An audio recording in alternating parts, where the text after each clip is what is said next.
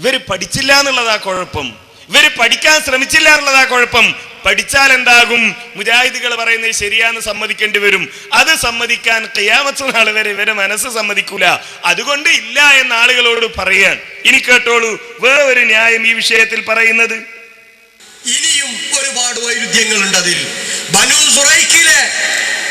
സുറൈഖ് എന്ന് പറയുന്ന ജൂതഗോത്രത്തിലെ ലബീദ് ഇബ്നു അഅ്സം എന്ന് പറയുന്ന വ്യക്തി പ്രവാചകൻ സിഹ്ർ ചെയ്തു എന്നാണ് പറയപ്പെടുന്നത് ഹദീസിൽ. എന്നാൽ അറബികളുടെ ചരിത്രം വായിച്ചു നോക്കിയാൽ ആ കാലഘട്ടത്തിൽ അഅ്സം എന്ന് പറയുന്ന ഒരു വ്യക്തി ജീവിച്ചിരുന്നിട്ടില്ല. എന്നിട്ടല്ലേ അഅ്സമിന് ലബീദ് എന്ന് പറഞ്ഞ മകൻ ഉണ്ടാവുന്നത്? കേട്ടാൽ എന്താ വിചാരിക്കുക? കിതാബുകളൊക്കെ പരിശോധിച്ച് കൃത്യമായ പഠനം നടത്തി പറഞ്ഞതാണല്ലേ. നേരത്തെ പറഞ്ഞതുപോലെ എൻ്റെ പ്രിയപ്പെട്ട സഹോദരന്മാരെ, നമ്മളൊന്ന് ആലോചിക്കുക. ഇത് ബുഖാരി ആലോചിച്ചില്ലേ? അഅ്സം എന്ന വാപ്പ ഉണ്ടോ, ആ വാപ്പാക്ക് ലബീദ് എന്ന മോനുണ്ടോ എന്ന് ഇമാം ബുഖാരി ആലോചിച്ചോ? ഇമാം മുസ്ലിം ആലോചിച്ചോ? എന്നിട്ട് അവരില്ലാന്ന് കണ്ടെത്തിയിട്ടാണോ ഇത് എഴുതിയത്? അങ്ങനെ ഒരു അഅ്സമേ ജീവിച്ചിരിപ്പില്ല. ഇതിപ്പോ ഈ ഹിജ്റ 1500 ആകാനിരിക്കുന്ന ഇക്കാലത്ത് ഇവര് മർക്കസ് ദഅവയിലിരുന്ന് ഗവേഷണം നടത്തേണ്ട ഒരു വിഷയമല്ലല്ലോ. ലോകത്ത് കഴിഞ്ഞു പോയ പണ്ഡിതന്മാരെന്ത് പറഞ്ഞു? അഖീദയുടെ കിതാബുകളിൽ, ചരിത്രത്തിന്റെ കിതാബുകളിൽ ലബീദ് ബിൻ അഅ്സമിന്റെ പേര് രേഖപ്പെടുത്തുന്നു. എന്താ? ജഹ്ം ബിൻ സഫ്വാൻ ഉണ്ട്. ഇസ്ലാമിക ചരിത്രത്തിലെ വ്യതിയാനത്തിന്റെ വക്താവായിരുന്നു ജഹ്ം.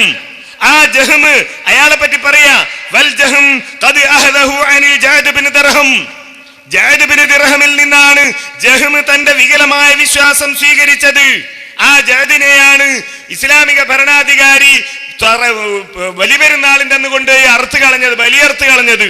കാരണം ഈ ഫിത്ന ഉണ്ടാക്കിയപ്പോ ഞാനിതാ ജഅദിനെയാണ് ബലിയെറുക്കുന്നത് എന്ന് പറഞ്ഞിട്ട് ഭരണാധികാരി ജഅദിനെ അറുത്ത് കളഞ്ഞു, കൊന്നുകളഞ്ഞു. ആ ജഅദിൽ നിന്നാണ് ജഹ്ം വികലമായ വിശ്വാസം സ്വീകരിച്ചത്. ആ ജഹ്മാകട്ടെ അബ്ബാൻ ബിൻ സമആൻ എന്ന് പറയുന്ന ആളിൽ നിന്നാണ്. ആ അബ്ബാൻ ബിൻ സമആൻ ആരിൽ നിന്നാണ് ഈ വികലമായ വിശ്വാസം സ്വീകരിച്ചത്? അൻ ത്വാലൂത്ത് എന്ന് പറയുന്ന ആളിൽ നിന്നാണ്. ആരാണ് ഈ ത്വാലൂത്ത്? ഇബ്നു ഉഖ്തി ലബീദ് ബിൻ അഅ്സം. ലബീദ് ബിൻ അഅ്സമിന്റെ സഹോദരീ പുത്രനാണ്. അപ്പൊ ലബീദ് ബിൻ അഅ്സം ഉണ്ടോ? ലബീദ് ബിൻ അഅ്സം ഉണ്ട്. അഅ്സം എന്ന വാപ്പ ഉണ്ടോ? അഅ്സം എന്ന വാപ്പ ഉണ്ട്. ആ വാപ്പാക്ക് ലബീദ് എന്ന മോനുണ്ടോ? ലബീദ് എന്ന മോൻ മാത്രമല്ല, ഒരു മോളും ഉണ്ട്. എന്നിട്ട് ഈ മല്ലാക്കമാര് പറയാ അഅ്സം എന്ന ഒരാളെ ജീവിച്ചിരുന്നിട്ടില്ല. ഏതായി അഅ്സം? ആ അഅ്സമിനെ പറ്റിയാണ് പണ്ഡിതന്മാർ പറയുന്നത്. അൻ ഖാലിഹി ലബീദ്. ഈ അഅ്സം ഇത് സ്വീകരിച്ചത് തന്റെ അമ്മാവനായ ലബീദിനെ പറ്റിയാണ്. വഹാദിഹി സിൽസില യഹൂദിയ ലഹാ സവാബിഖ് ഫീ മുഹാറബത്തിൽ ഇസ്ലാം.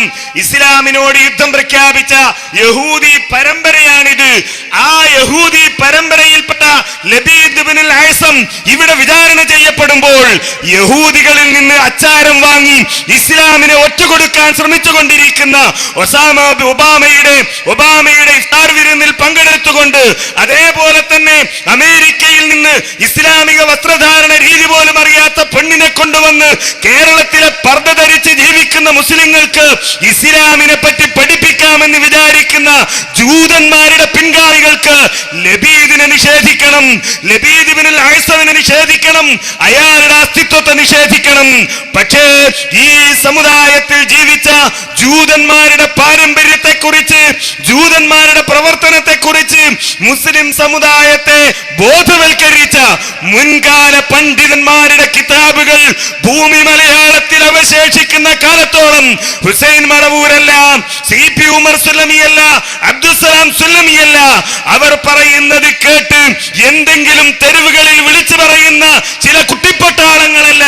ആര് പറഞ്ഞാലും ആ ചരിത്ര സത്യം ഇവിടെ അവശേഷിക്കുക തന്നെ ചെയ്യും. ജൂതന്മാരുടെ പാരമ്പര്യത്തെ കുറിച്ച്, ജൂതന്മാരുടെ പ്രവർത്തനത്തെ കുറിച്ച് മുസ്ലിം സമുദായത്തെ ബോധവൽക്കരിച്ച മുൻകാല പണ്ഡിതന്മാരുടെ കിതാബുകൾ ഭൂമി മലയാളത്തിൽ അവശേഷിക്കുന്ന കാലത്തോളം ഹുസൈൻ മടവൂരല്ല, CP ഉമർ സുല്ലമിയല്ല, അബ്ദുസ്സലാം സുല്ലമിയല്ല, അവർ പറയുന്നത് കേട്ട് എന്തെങ്കിലും തെരുവുകളിൽ വിളിച്ചു പറയുന്ന ചില കുട്ടിപ്പട്ടാളങ്ങളല്ല.